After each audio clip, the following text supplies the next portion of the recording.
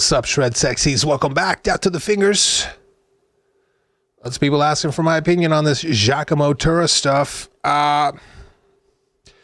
If you've watched this channel for any amount of time, you know that I think the practice is vile.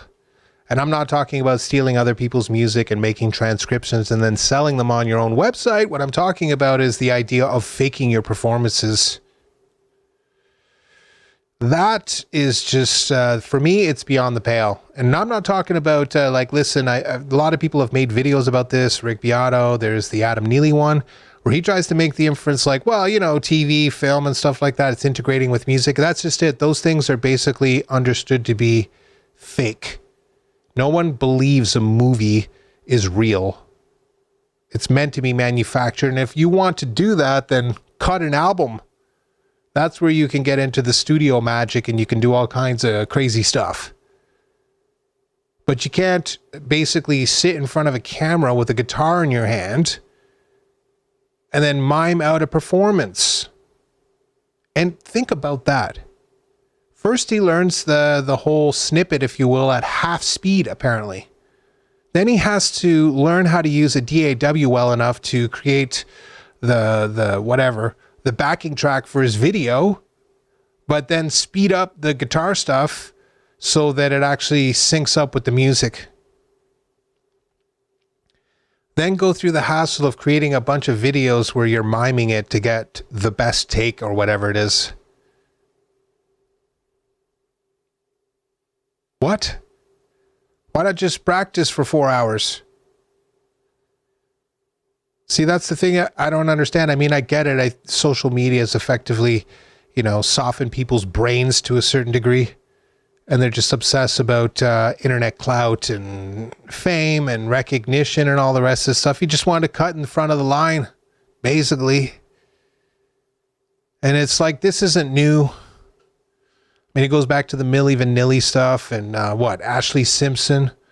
Then I remember recently it was Rings of Saturn with Lucas Mann. I just watched another video about other Instagram shred guys doing this stuff or whatever it is. So it's pretty rampant. Honestly, the one that bothered me the most before this, and this doesn't bother me because honestly, I've divorced myself from that part of music. I'm not on Instagram. I'm not on TikTok. I have a Twitter account where I, watch cat videos and, listen to new bands and check out guitars and hot women, the average stuff. There's a political commentary splashed in there, whatever. Who knows? I'm not really paying attention. I'm drinking my coffee thinking, what do I have to do today? You know what I mean? Just want to be mindlessly entertained for half an hour while I get myself ready to go for the day at 3:00 in the morning. Oh my God, really? Yes, that's true. I was up at 3:00 this morning. Yes. So, yeah, I mean, I think I made a video about it before with respect to this kind of nonsense with girls playing guitar. I mean, to me, that one was almost more egregious because the girls tend to be like, listen, man, don't look down at me because I'm a girl. But then you get dressed up in revealing clothing and all the rest of stuff and you air guitar and whatnot.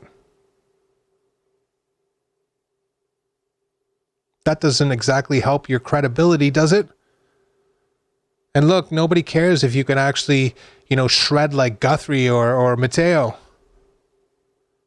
I can't. It's okay if you can't either.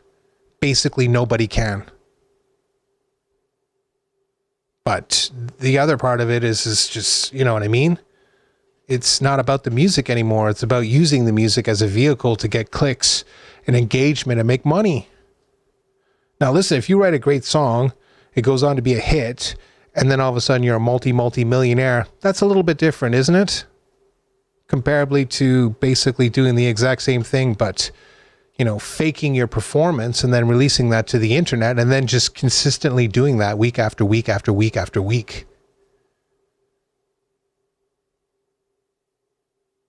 And I mean, it starts getting really, really lame when it's just the big classic tunes. Oh, time for Skid Row's I Remember You. You want to impress me? You know, throw down with like Mud Kicker or something like that. Or maybe Quicksand Jesus. Like, show me what you can really do. Don't just give me, oh, look. Here, I'm going to play Feel Like Making Love by Bad Company or something like that. You know what I mean? Why wear this ultra high and skin tight dress? So, or there was another one. There was this Asian drummer. She'd always get dressed up in these skin tight clothing and wear a mask or some other nonsense or something. I don't know. You know, like, it's just weird. There's some Asian, I think they're Japanese as well. They do like the math rock kind of like, I don't know what you even call that stuff. Again, all air guitared. It's not real, man. None of that stuff is real. To me, it sounds so manufactured on every level. It's just, it's almost like music in a vacuum. It's really weird. But this disease, if you will, this infection has been slowly making its way through the entire system. And, I mean, it's starting to calm down now. I think mostly because people want authenticity. They're done. They're whatever their more base instincts have been slaked to the point of it's ineffectual now. So guys don't care anymore if you're wearing a skin tight dress and playing Back in Black. They're like, can this person actually play guitar or make music or whatever it is? And can they do a credible job live? Which is why you're seeing such a massive pushback, because that guy stole people's music, but that were doing that effectively, right? They're doing the stuff live in the moment, and there it is. He was just lifting it and basically appropriating it for himself, for his own financial gain, which obviously is a major level no-no. So the big takeaway here is listen, chances are you'll never be the best guitar player in the world. I know I'll never be the best guitar player in the world. I don't even want to be. I want to be the best musician I can be, and I want to release a piece of music that people are like, that was a good album. And if I'm really lucky, it'll be remembered. It'll be a piece of me that survives long after I'm dead. That's really what I'm trying to shoot for, some kind of legacy. If it happens, it happens. If it didn't, I had a really good time basically making the music and learning the music and stuff like that and playing. So there's no loss. But you're basically in competition with yourself. And then look to better players, Rick Graham, whoever it is, and be like, I can work harder to get up to that level. I watched him do the lick that slurped LA, which is an insane guitar lick, forwards and then backwards. And I saw another video of him doing it. It was like, here's me doing this lick 5 years ago, and it was already amazing. And then he's like, here it is yesterday. And it was just mind-blowing. I mean, it was like liquid fingers, just nuts. And I'm playing, I can play through the whole thing, so I know how absolutely ridiculous it was for him to do that. And that's my point. He worked on that lick probably, on and off for 5 years. And look at what he can do with it now. And look at what he's, the skills that he's acquired from having that dedication. And so anybody who sees that on the internet will be like, you look good in a dress, honey, but that's the musician right there. You're talking about music.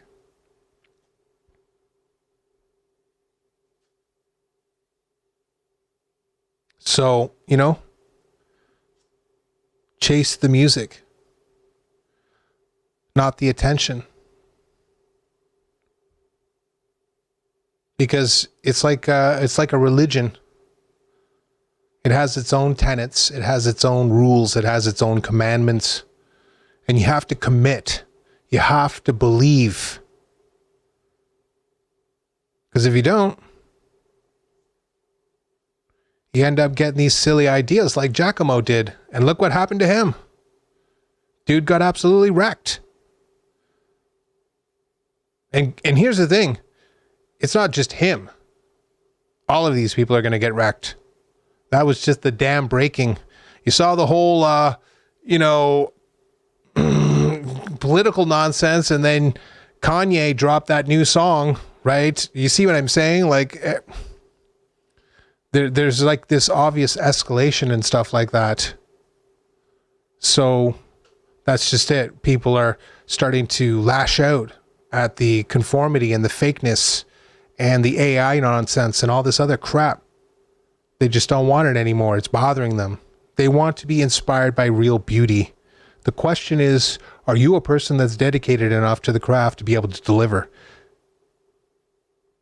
And if you're not, listen, keep working at it. And if you are, good. Refine your skills so that they get better. There should never be a point where you're like, oh no, just not going to work on music anymore. Job's done. Music mastered. That day it never comes. It never comes. So instead, develop your mind, develop your skills, marry them up, make music that comes from the heart, that connects with people, and then just play to make people happy and yourself happy. If you happen to become a millionaire because of it, ancillary benefits, but it should never be the driving force, because you're just killing the thing you love and you'll be miserable. Think of how many rock stars with millions of dollars, millions of worldwide fans that adore them. Wasn't enough. And they just like checked out for reasons X, Y, Z. I don't know. But there's enough of them for me to be like, there's some smoke there. There must be fire. So that's the point, is you can turn something that you love into something that you absolutely hate and becomes an albatross tied around your neck. And so you have to be very careful, protect that ember, but build it, feed it, nourish it into a raging bonfire so that you become a creative force unto yourself. And then just express yourself musically in your own way and see how it goes. You know how many people have told me my music sucks, or countless other things like that? Times beyond count. It's never stopped me. Never once.